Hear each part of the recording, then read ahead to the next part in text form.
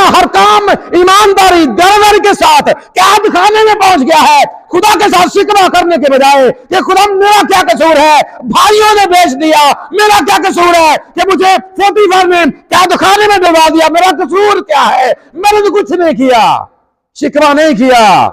लेकिन खुदा वो जहां पर भी बेचा गया, जहां पर भी पहुंचाया गया, खुदा साथ है और खुदा वहीं पर उसे सरफराज कर रहा है, वहीं पर खुदा उसे सरफराज कर रहा है, जो बतौर ईमानदार हमारे लिए नमूना है। और फिर लिखा कि वहां खुदा ने सीधा उसे कैद खाने से उठाया, फिर क्या बना दिया खुदा ने, हाकम बना दिया मुल्क मिस्र का। किस वजह से? उसकी ईमानदारी की वजह से।